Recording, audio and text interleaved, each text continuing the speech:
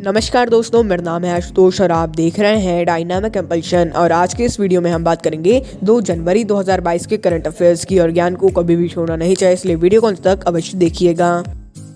सबसे पहला प्रश्न है, 8वां अंडर 19 एशिया कप किसने जीता? ए श्रीलंका, बी बांग्लादेश, सी भारत, डी संयुक्त अरब अमीरात।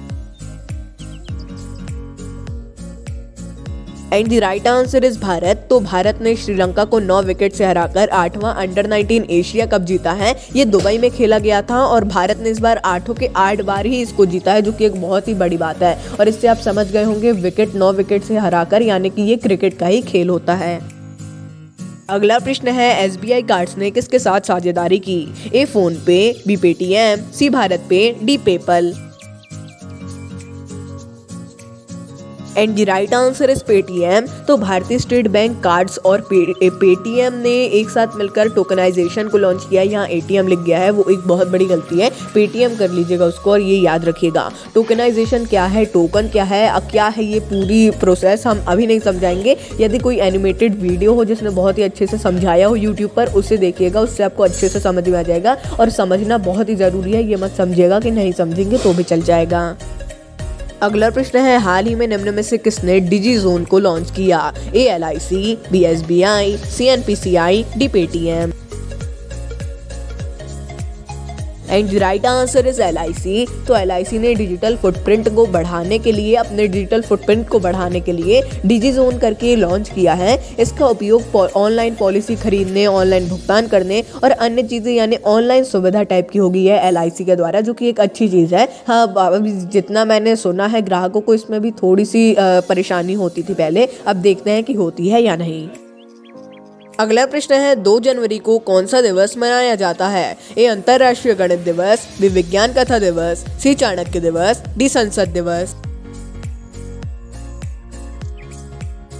And the right answer is विज्ञान कथा दिवस। तो प्रतिवर्ष 2 जनवरी को विज्ञान कथा दिवस संयुक्त राज्य अमेरिका में मनाया जाता है। स्पेशली संयुक्त राज्य अमेरिका में ही इसे मनाया जाता है, लेकिन कुछ औपचारिक रूप से इसे छुट्टी वगैरह नहीं दी गई है, उतना इम्पोर्टेंट भी नहीं है। लेकिन इसे इंग्लिश में साइंस फिक्शन डे बोला जाता है और हिंदी में विज्ञान कथा दिवस बोला जाता है।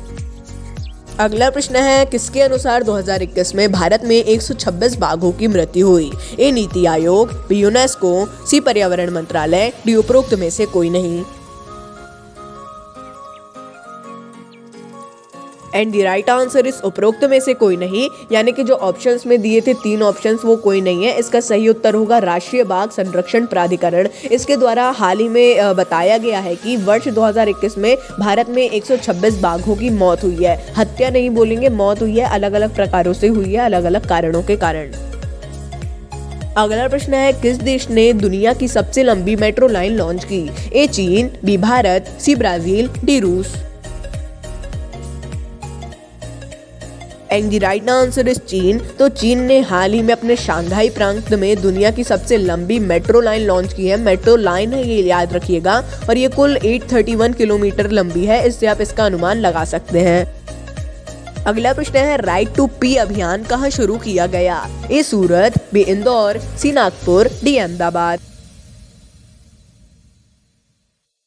And the right answer is Nagpur. तो नागपुर के सार्वजनिक शौचालय की स्थिति खराब होने के कारण वहां की प्रशासन ने राइट टू पी अभियान शुरू किया है। राइट टू पी अभियान, पी का अर्थ जिनको नहीं पता पेशाब होता है, इसको पेशाब बोला जाता है। और इसके तहत सर्वेक्षण किया जाएगा कि आप जिस गए हैं जहां नागपुर के शौचालयों में, क्या वो सही थे, कितने अच्छे थे, और अगर आपको कुछ चाहिए यहाँ पर क्या चाहिए। ऐसे बहुत सा अच्छा इनिशिएटिव है। ऐसा यदि और भी जगह पर हो तो अच्छा होगा, और यदि जो जनता की बात है उसको किया भी जाए, उसको कार्यान्वयन भी किया जाए।